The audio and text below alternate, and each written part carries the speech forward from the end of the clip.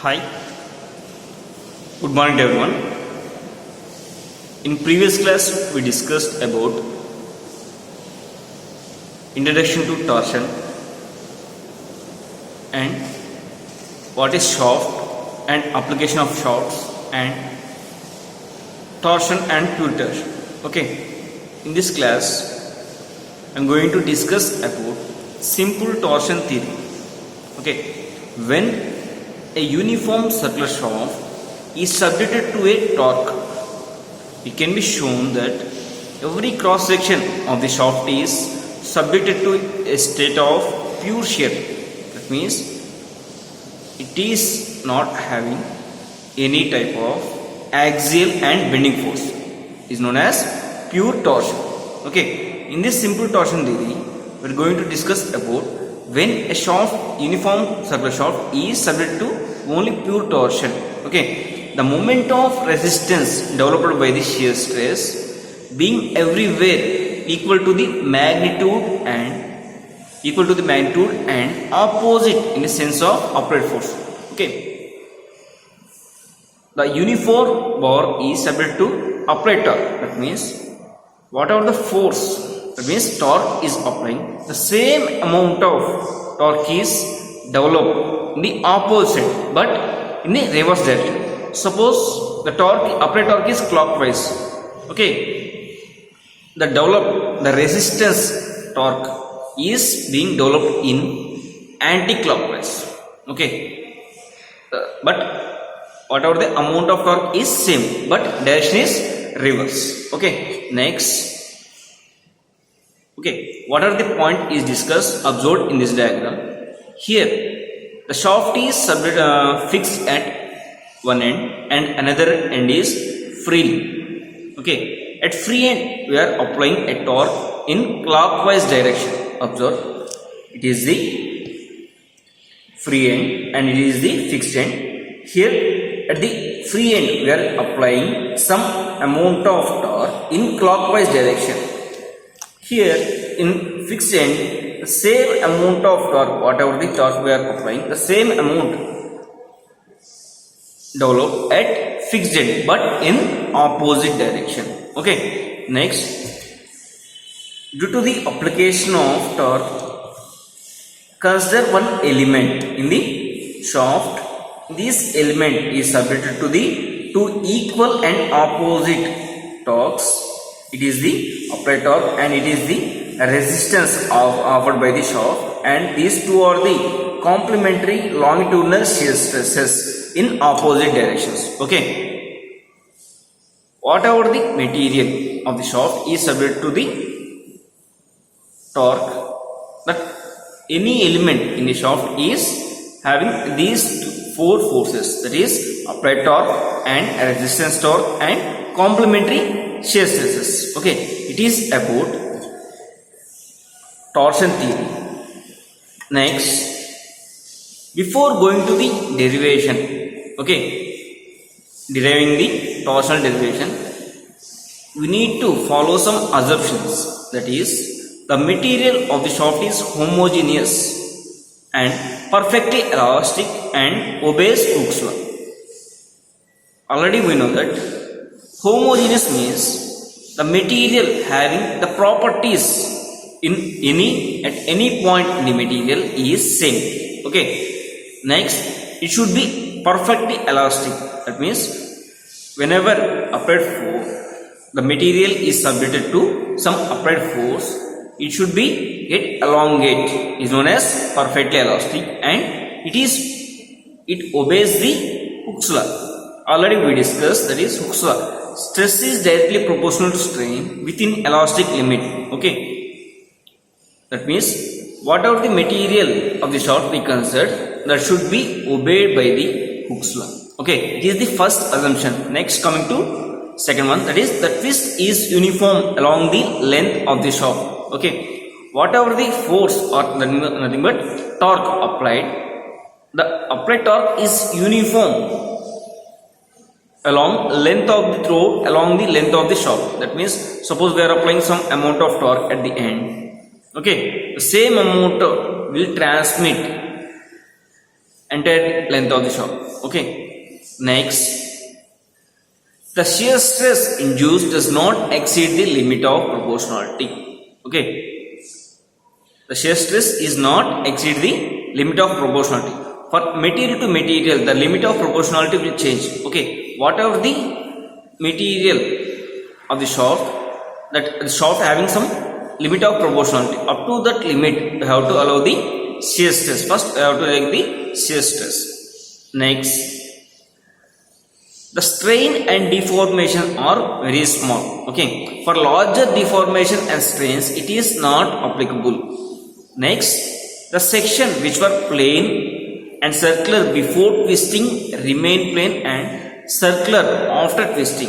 Okay. The cross section of the shaft is same before and after applying the twisting moment. Okay. In some cases, the shafts having non-circular sections. Okay. For non-circular shafts, it is not applicable. Next, last one, cross section rotate as it rigid. That is, every diameter rotate through the same angle. That is, radial lines remain radial even after applying the torsional moment. Okay. For every shaft having some radial lines. Okay.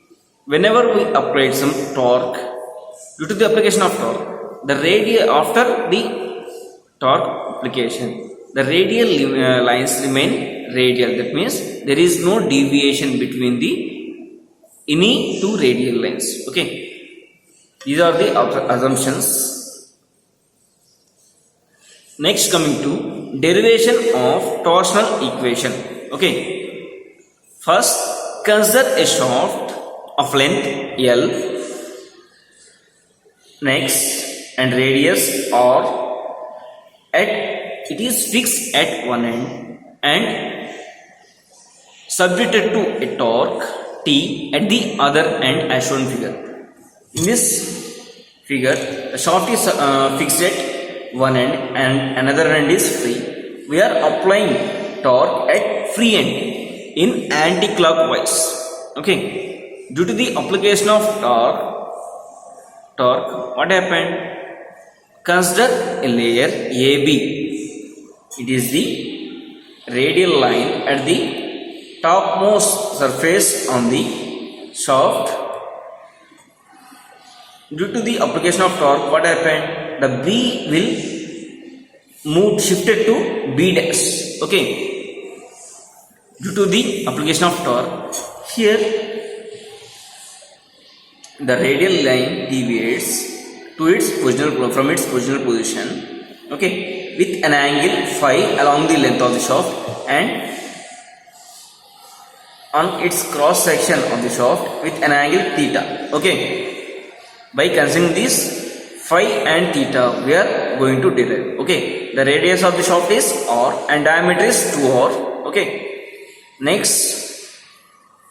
Let O be the center of the circular section and B is at point on the surface. Observe here O is the center of the shaft, center of the axis. Next, B is the point on the surface. Next, AB be the line on the shaft parallel to the axis. Okay. Next, due to the application of torque T applied, the B moves to B dash. Okay. Next, due to the shifting of B to B dash, but A is fixed. Okay. It is shifted along the length with an angle phi. It is known as shear strain. Next, and theta is the angle of twist in the length L. Therefore, from this diagram, we need to calculate the B dash and B. Okay. From the cross section, it can be written as R into theta. Okay. B dash can be written as radius into angle. Here radius is capital R and angle is theta. Okay. Observed. Next, similarly, B dash can be written as along the length of the shaft, that is L and phi. Okay. From this equation, R theta is equals to B dash, that equals to L5. Okay, next, now consider the shear stress developed in the material. That is, if Qs is nothing but shear stress is the surface of the shaft and G is the modulus of rigidity. Okay, already we know that modulus of rigidity is equals to, it is the ratio of shear stress to shear strain. Here shear strain is phi. So that from the modulus of rigidity equation, it can be written as phi is equals to Qs by G, where Qs is the shear stress and G is the modulus of rigidity. We know that phi is equals to R theta by L. R theta equals to L phi. From this equation, it can be written as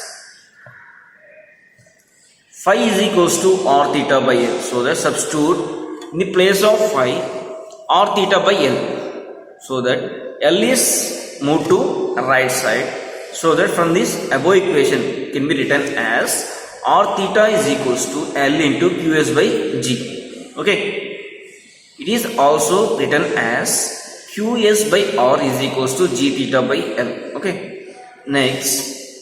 Similarly, if the point B considered is at a distance of R, okay, it is not on the surface of the shaft, so that it can be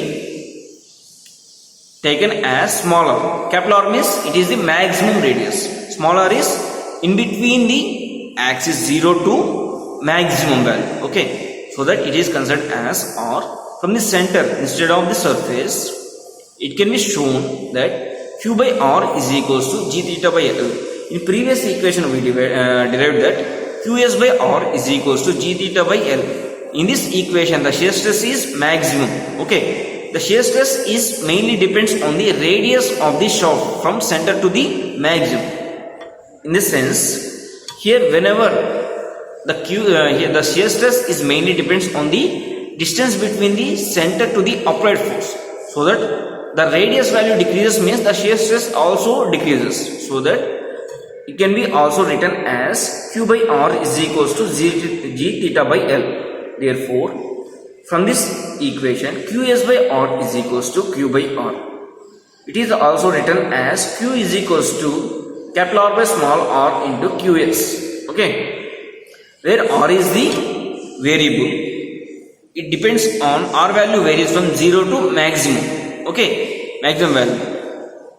When radius is increases, the shear stress also increases. Next, it is the diagrammatic representation of shear stress. It is the shaft at center. The shear stress is 0 and going to the outwards, the radius value increases. Similarly, the shear stress also increases from center to the topmost layer. Okay, it is the relation between radius and shear stress. Okay, from this already you seen this diagram. Applied force is equals to the applied torque is equals to the developed resistance. Okay, due to this applied torque, some shear stress will develop in the material. Okay, here observe at center the shear stress is 0, at top surface the shear stress is maximum.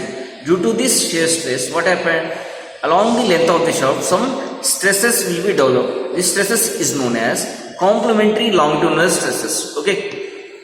Now, consider you need to find out the torsional resistance developed by the an elemental.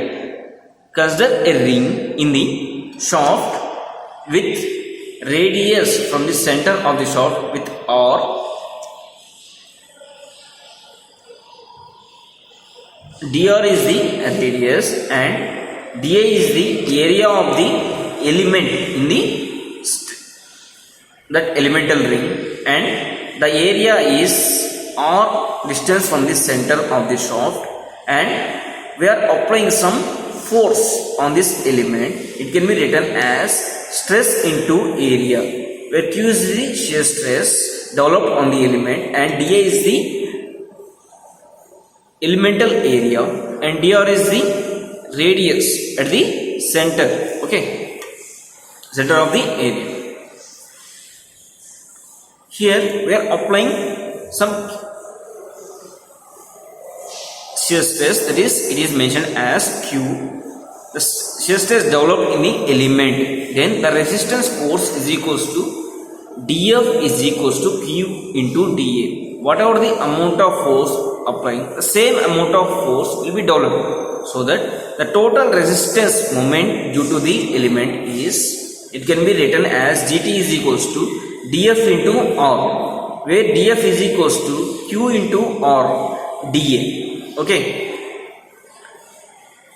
already we derived dF is equals to Q dA. Substitute this value in this equation, we will get the final value, the final formula, that is Q into R dA. We know that Q is equals to Qs into small r by capital in previous derivation. Okay, from this substitute the value of Q in the above equation, we will get dt is equals to Qs into R square dA. Next, up to now we calculated the total resisting moment developed in the small elemental area. Now we are going to calculate the total resisting moment developed in the shaft due to the operator, that is T is equals to sum of Qs into R square by R into dA, where Qs by R is constant. Here the maximum resistance means capital R is constant and Qs is maximum resistance. Therefore, sum of R square into dA, it can be written as polar moment of inertia J. Therefore, T is equals to Qs by R into J. This equation can be written as T by J equals to Q by R, Qs by R. Okay, where J equals to sigma, that is sum of R square dA, that is polar moment of inertia. Okay, next, from the two equation we can be written as Qs by R is equals to small q by R. It is the, by substituting this value in the above equation, we will get the final formula of torsion equation, that is Qs by R is equals to T by J equals to Q by R is equals to G theta by L. Okay, where T is the torsional moment and J is the polar moment of inertia, that is m/4, and Q is the shear stress developed in the element. Next, R is the distance of element from the center of the shaft. Next, G equals to modulus of rigidity, units is Newton per meter square or Newton per mm square. Next, theta, angle of twist, and L is the length of the shaft. Okay, from this torsion equation we can derive the torque developed and shear stress developed and modulus of rigidity.